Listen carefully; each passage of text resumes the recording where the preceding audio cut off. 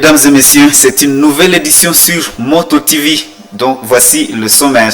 Plusieurs organisations régionales et l'Union africaine UA renforcent leurs efforts pour restaurer la paix à l'est de la République démocratique du Congo. La CIRGL a proposé un sommet quadripartite impliquant l'EAC, la CEAC et la SADC, tandis que l'UA prépare une réunion des chefs d'État en février 2025. Ces initiatives visent à coordonner les actions diplomatiques et humanitaires, à intensifier la pression sur les groupes armés et à favoriser le dialogue entre Kinshasa et Kigali.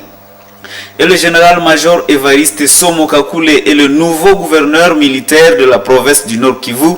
Il a été nommé sur ordonnance présidentielle mardi 28 janvier. Cette nomination s'inscrit dans le maintien de l'état de siège, une mesure exceptionnelle mise en place pour tenter de restaurer la sécurité dans la région de l'Est de la RDC. Tout pour le sommaire. Voici l'intégralité de votre journal, mesdames et messieurs. Le chef de l'État, Félix Tshisekedi, président de la République démocratique du Congo, a nommé un nouveau gouverneur militaire à la tête de la province du Nord Kivu.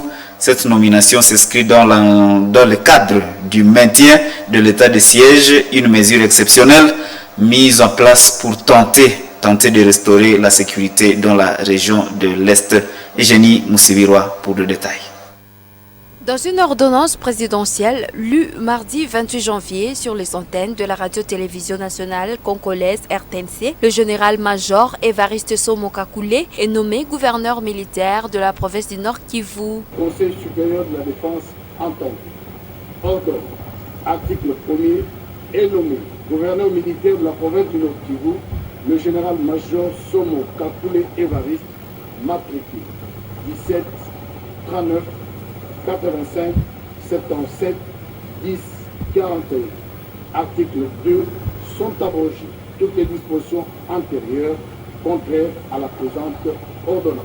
Cette nomination est conforme à l'une des résolutions de la réunion interinstitutionnelle présidée par le chef de l'État, Félix Tshisekedi, au début de la semaine en cours. Dans son parcours, Somokakule a déjà assumé la charge de commandant adjoint en charge de l'administration et logistique de la 22e région militaire basée à Lubumbashi.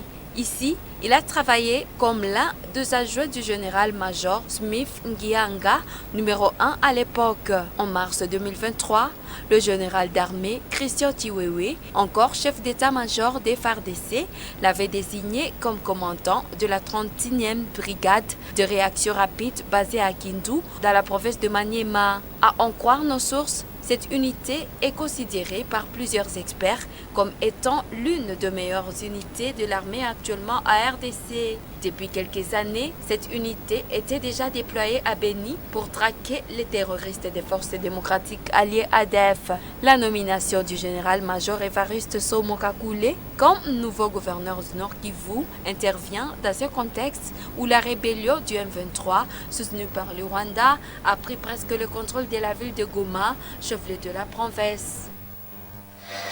Et en ville de Butembo, cette nomination est commentée différemment dans l'opinion. En somme, c'est une nomination saluée par la population, étant donné que cet officier est fils du terroir, ayant la maîtrise de la zone. Nos sources souhaitent une collaboration étroite du gouvernement congolais, surtout le ministère de la Défense avec le gouverneur de province, pour libérer complètement la province de cette crise. Reportage Gérard Mourefou et Léandrine Maloulé.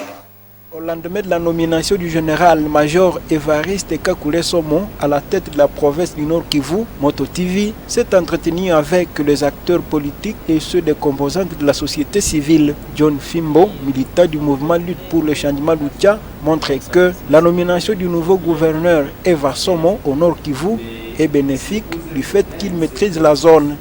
Et donc ça, c'est la première lecture. Il a été nommé parce qu'il a cette expérience-là, parce qu'il est de cette province. C'était parmi les grandes revendications de presque tous les acteurs de la province du Nord Kivu. Comment vous nommez des gens qui viennent d'autres provinces, qui ne maîtrisent pas la province du Nord Kivu, qui ne maîtrisent pas les enjeux de la province du Nord Kivu. Et nous estimons que c'est au regard de toutes ces revendications-là que le désormais général-major Eva Somo a été nommé pour essayer de relever les défis, parce qu'il est censé comprendre les enjeux de la province, il est censé partager le même douleur que toutes les populations du Nord Kivu qui se disaient être délaissées à leur triste sort. De son côté, Mwindo Kasondoli de Ensemble pour la République pense que la nomination des fils du terroir à la tête de la province n'est pas une faveur pour la communauté. Il fait remarquer que sa nomination n'a pas tenu compte de ses origines, il vient plutôt répondre à un appel de l'État congolais. D'ailleurs, tous ceux-là qui pensent que non, on doit applaudir ça parce qu'on a nommé ressortissant d'ici.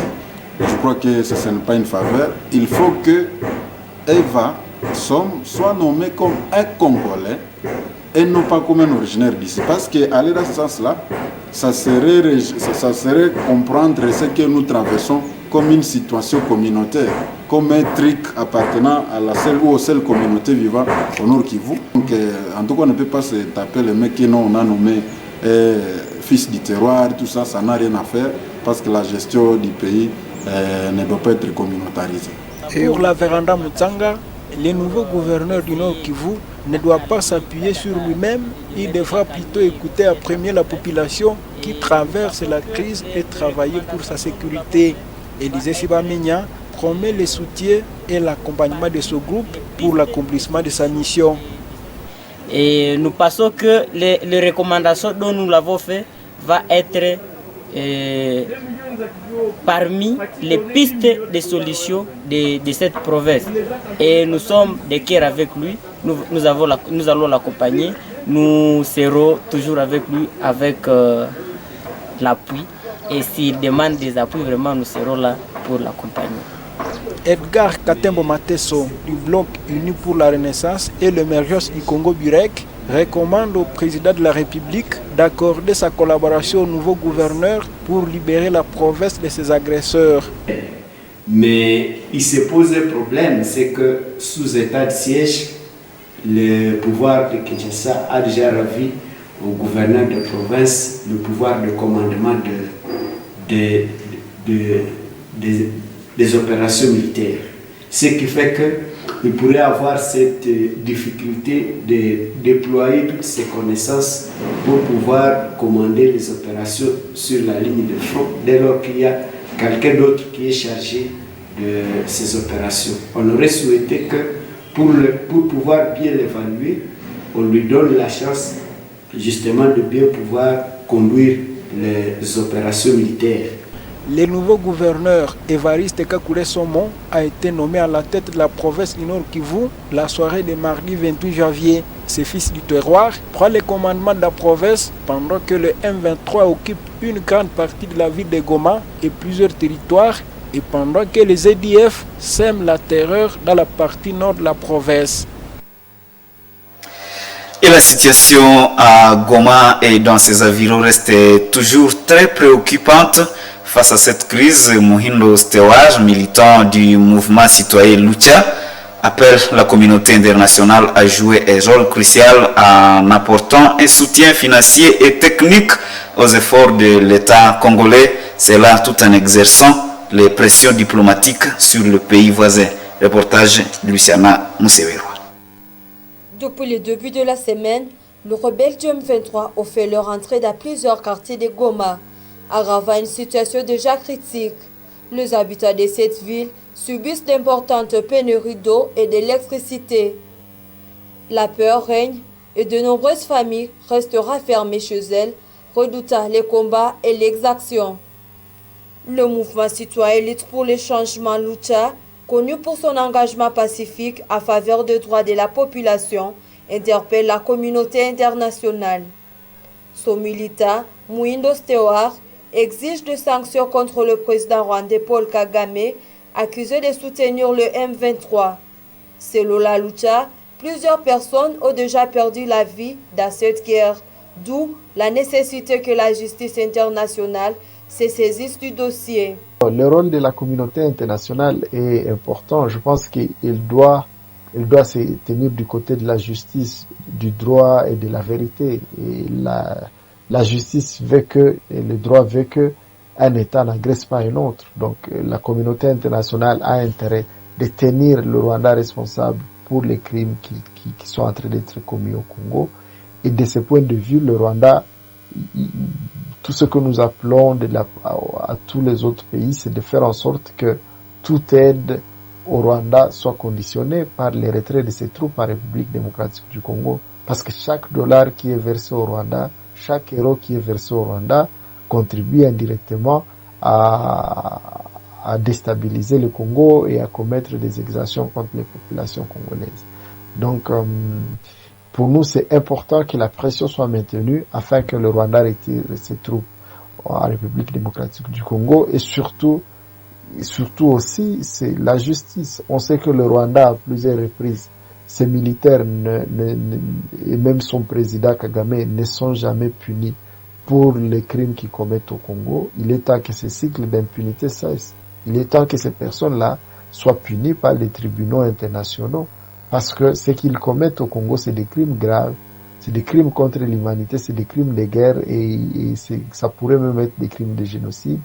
Et ça, cela mérite d'être jugé par les tribunaux internationaux. Stoar Mouindo exhorte la population de Goma et environ à ne pas céder à la peur et au désespoir.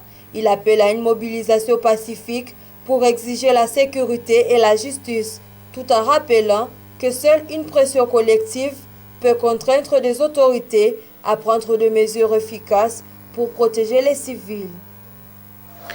Et le gouvernement congolais a déjà créé un cadre légal pour l'encadrement de personnes issues des groupes armés et de personnes qui veulent apprendre des tactiques militaires, ce dans l'objectif de constituer une réserve armée formée capable de répondre aux besoins de la défense en cas de nécessité. Il s'agit de la réserve armée de la défense RAD, votée le 20 avril 2023 à l'Assemblée nationale. Isabelle Wangahemuka pour d'amples détails. La RAD, Réserve armée de la défense, a été instituée le 20 avril 2023 en République démocratique du Congo. Cette institution vient en appui au FARDC pour la défense du pays et de l'intégrité territoriale face à une menace ou à une agression extérieure. C'est pour cette raison qu'une délégation venue de Kinshasa est en séjour de travail dans la partie Est pour préparer son implantation, a dit Maître Achille Kapanga, qui en fait membre. On veut juste compte tenu des circonstances, des situations que nous sommes en train de traverser dans notre pays, particulièrement à l'Est, le chef de l'État a vu qu'il fallait encadrer, il fallait donner un cadre organique à ce genre qui se disent Maï Maï, Véranda Mouchanga, je ne sais pas, beaucoup de groupes armés qui se sont multipliés par-ci par-là. Il a fallu qu'il y ait un cadre organique qui puisse les organiser. Voilà pourquoi la RAD a été créée. Là maintenant, il faut que ces gens soient formés, puisque notre pays a un défi d'effectifs. Plusieurs parties de ce territoire n'ont pas de militaires, n'ont pas de policiers. Voilà pourquoi on pense que si on crée l'autodéfense populaire qui est légale, ça peut faire au moins face à ces situations, ça peut épauler cette carence, cette insuffisance-là d'effectifs en nombre, en armes dans notre pays. La RAD va fonctionner sur toute l'étendue de la province pour répondre farouchement aux récurrentes agressions dont fait face la RDC, explique Maître Achille Kapanga. Question d'assurer la défense du pays et l'intégrité territoriale. Ainsi, il appelle tous les volontaires à s'y préparer pour renforcer les efforts militaires. On travaille déjà sur toute la nation. À Lubumbashi, donc partout là où la RDC existe, la RAD est là. Et c'est le général Padir qui coordonne cette institution, qui sont appelés le général Godas, qui est son adjoint. Donc, bientôt, on va ouvrir un centre où on va commencer à former dans la sécurité. C'est la formation maintenant. Il y a aussi l'idéologie, vous savez, avec les infiltrations dans notre armée, l'idéologie a presque changé. Il faut maintenant qu'on puisse cadrer un peu l'idéologie. Et maintenant, la production, les réservistes doivent produire aussi. On a des plantations, beaucoup d'histoires de projets qu'Erad va réaliser pour l'intérêt de la RDC. Selon le projet de loi soumis au débat, la réserve armée de la défense est composée des militaires des carrières retraités et des différents services de sécurité, des démobilisés du service militaire obligatoire, des démobilisés du service militaire contractuel et des volontaires civils engagés dans la défense du pays et de son intégrité territoriale face à une menace ou à une agression extérieure. Et la République démocratique du Congo demande au Conseil de sécurité de l'ONU d'imposer des sanctions ciblées contre les responsables politiques et militaires du Rwanda accusés de soutenir les rebelles du M23. La chef de la diplomatie congolaise, Thérèse Kayikwamba Wagner, a dénoncé, je cite, une agression manifeste et a mis en garde contre les conséquences d'une inaction internationale face à la crise humanitaire grandissante à Goma. Kinshasa exige également le retrait immédiat des troupes rwandaises et un embargo sur certaines ressources naturelles. Le récit avec Mwanan Penzi Manzekele. Devant le Conseil de sécurité, la ministre des Affaires étrangères a présenté une liste de 5 revendications. 1. Le retrait immédiat des troupes rwandaises et la cessation des hostilités. 2. Des sanctions contre la chaîne de commandement de l'armée rwandaise et les autorités politiques de Kigali. 3. Un embargo sur les coltas et l'or déclaré comme rwandais pour limiter le financement du conflit. 4. L'exécution du Rwanda des missions de maintien de la paix de l'ONU. 5. Un contrôle strict sur les transferts d'armes vers le Rwanda et l'arrêt de livraison. La RDC a critiqué la passivité du Conseil de sécurité face à la crise. Thérèse Kayikwamba Wagner a rappelé que cette agression ne concerne pas seulement ce pays, mais menace aussi la stabilité internationale. Elle a averti que si l'ONU ne prend pas ses responsabilités, la population congolaise pourrait se mobiliser dans la rue avec le risque de débordement. Alors que les affrontements entre l'armée congolaise et le M23 s'intensifient, la situation humanitaire s'aggrave. Goma est privé d'eau, d'électricité et d'aide humanitaire, tandis que plus de 500 000 personnes ont été déplacées à janvier.